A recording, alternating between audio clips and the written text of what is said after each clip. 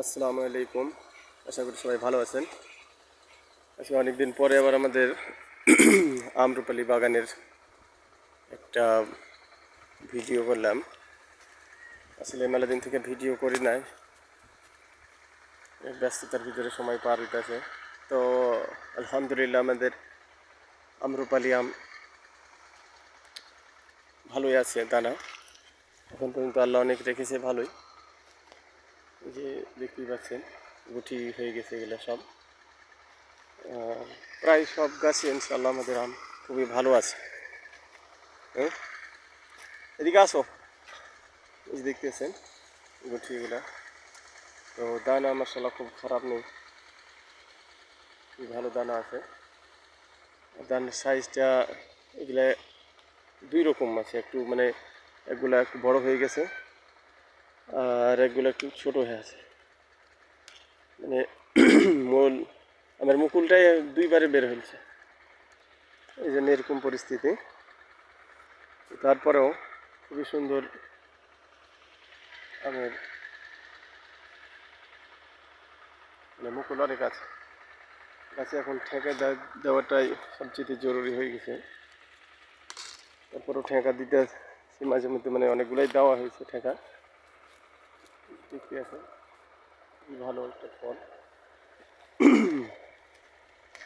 মানে যেগুলো ফল আছে ইনশাআল্লাহ এটা আপনার এতগুলো ফল থাকে তো রাতে দিঘা মুশকিল হয়ে যাবে, কারণ দানা আছে আলহামদুলিল্লাহ। একসাথে কিন্তু আমরুপালি অনেক গুণারই, কিন্তু দানা মার খেয়ে গেছে।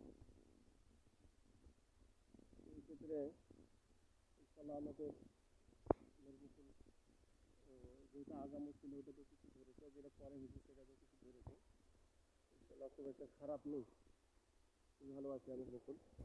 আমের গুটি দেখতে পাইতেছেন, আমের গুটিটার সাইজটাও খুব একটা খারাপ নেই, ইনশাআল্লাহ খুবই ভালো আছে। দেখতেই পাচ্ছেন এই যে এগুলা আম আমাদের হলো বেশিরভাগই হলো আমরুপালি, যেটা সাইজ 10, হ্যাঁ 10 সাইজ যেটা, ওটা আমাদেরই বেশি আছে। আর এইটাও আছে কিন্তু এইটার পরিমাণটা কম। কিন্তু এই বাগানের পাশে আমাদের ওই আরেকটা বাগান আছে, ওটা তো মানে বাড়ির 10 যেটা ওটাই বেশি। আসো বাবা, ওইদিকে চলো ওদিকে। তো সব গাছে ইনশাল্লাহ আমের পরিমাণ খুবই ভালো। দেখ তোমার ভিডিও করতেছে আমের। আসো,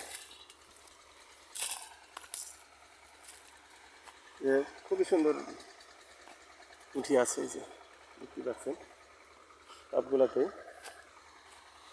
চলে আসো এদিকে আসো। আর এগুলো হলো কাটিমন। কাটিমনের যেহেতু এখন আপনার আসছে না, তাই বলে আব্বু লাড়িও না, পাখিনি গেলে পাখিনি। চলে আসো, আসো এদিকে আসো। এই যে দেখতেই পাচ্ছেন খুবই ভালো গুঁঠি আছে।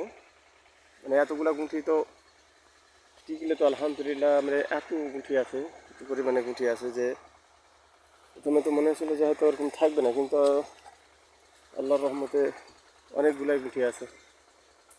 দেখতে পাচ্ছেন কীরকম দানা। আর যে এই দাগটা পরে যে মহার যেটা লাগলো, এই মহা থেকে কিন্তু এই দাগটার সৃষ্টি। তো যাই হোক, আজকে 2-3 দিন আগে আবার স্প্রে করা হয়েছে, গত পরশু দিনে স্প্রে করা হয়েছে এগুলাতে।